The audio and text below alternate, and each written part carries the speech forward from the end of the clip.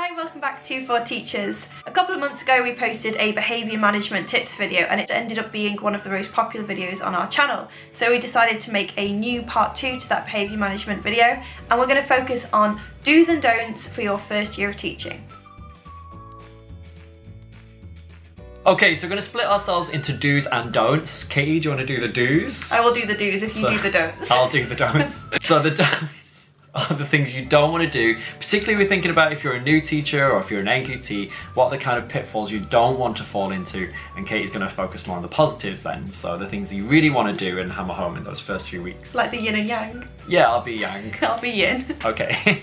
Let's start with the positive. So the first do is going to be, do set high expectations for your class from the start and see it through. They appreciate routine, they actually really do like routine, and they will prefer you to see things through than to just let them drop off. Yeah, and I think part of seeing things through to the end, you want to make sure that if you've given a consequence, you're going to see it through to the end. Yeah. I think part of being a nice teacher or a fair teacher, you sometimes think, oh, they were really awful on Monday, they were terrible, but by Friday I want to give them a great favour and I'm just going to scrap that consequence that they had. Yeah, you forget. It's been hanging over them and they've made a good effort. But actually, you need to be fair to everyone else who's made a great effort that week. So stick to your plans, stick to your guns. If you've given someone a consequence, then keep it strong. Even though the child might do something positive to try to correct it, it still needs to be done. Yeah. Next do is do smile before Christmas. So often I hear teachers say their top tip is don't smile before Christmas, stay being really strict and set your expectations so high and really implement behaviour management strategies to the point where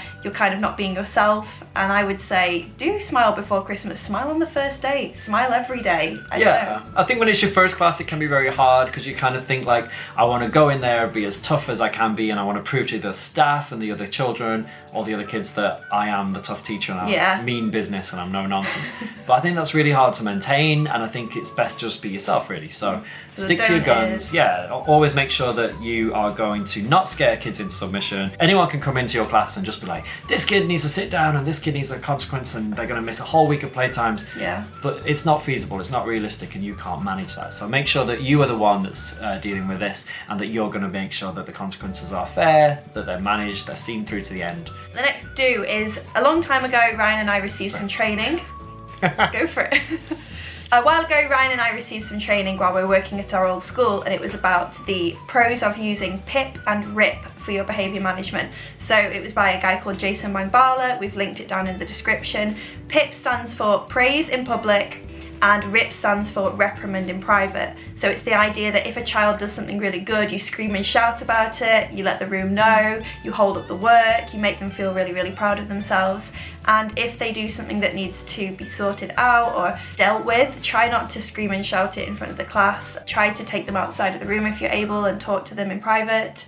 And just try not to make a song and dance about it, I think. Yeah, I think as a teacher it makes you much more in control. If you reprimand in private, if you get the children to stay behind after break time, or if you get them to come quietly to my desk, and keep your voice low, and I think that makes sure that you are in control. I think once you've raised your voice, you've lost your temper, or you've answered back immediately in a very loud, get down, stop doing that right now, you've lost that power and you've lost that control. There's no way you can go from there. So I think what I like to do is just, can you come and see me at my table? And then just ask them to explain what they've been doing, because instantly it puts them on the back foot and the children will start to explain and they'll start to show remorse, and you can kind of feel that.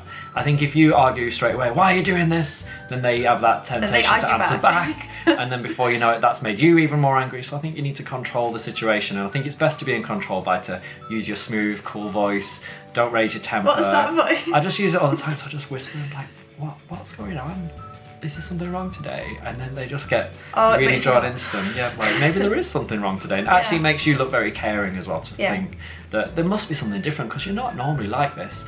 And it also helps us to think about not labelling the children in front of the others, not saying that it's always you, you're always the one causing this trouble. Yeah. It helps them to think, actually, the teacher's been very fair here and they're dealing with me just the way they'd like to be dealt with themselves. Do always make sure you allow children time to reflect on the decisions that they've made. If you've given them a red at the start of the week and they're missing time for it, try to give them time to look over the agreements you've made with your class, like which one was it that you did and or that you broke, and why was my teacher unhappy with that? Why was that a bad choice? And can the child explain to you verbally what they did that was not acceptable. Because if they've forgotten about it and they just know, oh, on Monday I did something and it wasn't good and my teacher didn't like it, it's just not going to have any effect long term on what they understand is acceptable and what they understand is not acceptable.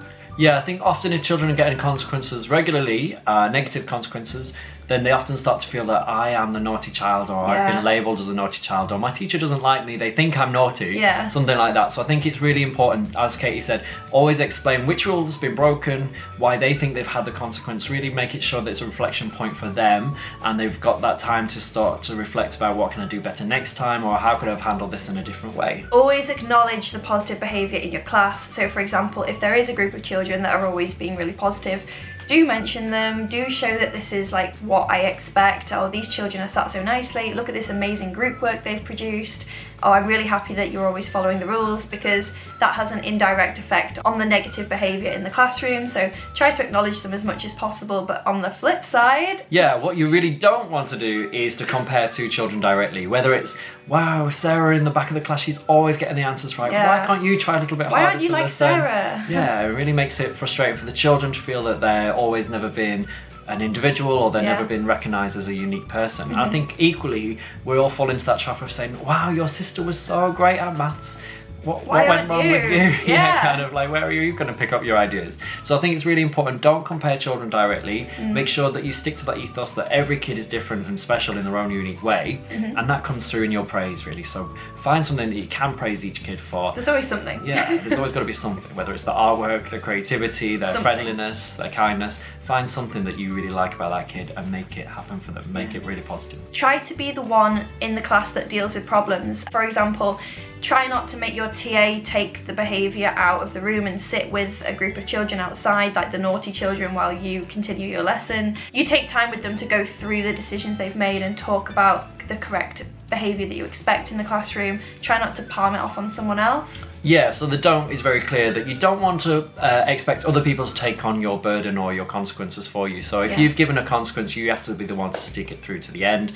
It can be really nice to work with a team and think that my SLT or my manager or my TLA is going to come and help me with this situation, but really it's down to you. So, but equally, I do think that for TLAs, they should say, if they've given a consequence, then they need to be the one seeing it through as well. So a little tip there for you for a TLA. Yeah, and also if it does get to the point where it's not safe to have that certain child in your classroom, we understand, that's fine. It is okay to use other teachers as a support network, but try and make sure that you see your own reprimands through if you've given them to a child. Continue to update your ideas, use new methods. Don't think this behaviour chart is the one, I must use this one every single time. Don't think this system is the golden system, it's the one that works. Be willing to constantly update and refresh your ideas and try new things, because you might have a child walk in that just does not fit the box that you seem to have in your head. Be willing to use and try new methods to help them with their behaviour. Yeah, I think it's really important to strategize and think maybe this plan will work, or this kid has been similar to one I've taught, but at the end of the day you've got to think all these kids are unique, they're all individual, not just a one-size-fits-all system. So whether it's a reward chart or a behaviour chart, a consequence chart, whatever you're going to put in place, you want to make sure it's tweaked for that child, it's relevant to that kid and their behaviour that they've been displaying as well. I will link again the behaviour chart that I've used in the past in this video. It was linked in the old video. You can use that, update it, use it as a model for your own. You can copy it, have it, I don't mind.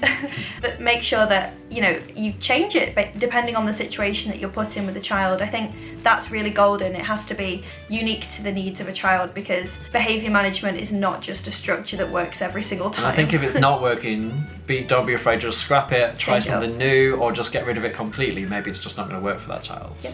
Be proud and share success with old teachers and family. We know, because we've done videos about communication with parents and how it can have a really positive impact on a child's behaviour, how important it is that the work and the efforts that they're putting in are acknowledged, whether that's giving your star of the week to a child for improvements and not just consistent behaviour, because it can be really hard, they might never get chosen. Notice the little things, make sure you're expectations are really clear, you've got a structure of what you want them to follow, they've got that in their chart if they need it, and just break things up, make it really simple for them so that they can follow and be part of the expectations in the class. For the don't is kind of, don't let the behaviour management be the bane of your life. Don't let it be all that you're teaching and all that you're thinking about. Make sure that when you go home at the weekend, you've got time to wind down, take some time off. You're not always constantly thinking about how to correct this behaviour. It should be on the children really, how they can improve their behaviour. You're going to help there, you're going to facilitate some behaviour changes, but really at the end of the day, how those children react, it needs to be based on them. So we're talking about how making the right choice can have the right consequence, and making sure that your kids know that ethos around your school. You need to take time to clear your mind of that. You can go back in on Monday. Hopefully that child will have had time to reflect themselves, and then you can pick up where you left off. But don't go home and let it be a burden to you all the time, because we know how all-consuming behaviour management and teaching in general can be for a teacher, especially in your first year. Thank you so much for watching. We are for teachers. Let us know if you've got any extra behaviour management tips that you think would be really helpful for a first year teacher. Post them down below in the comments, and please subscribe to our channel because it really will help us to grow. Bye. Bye.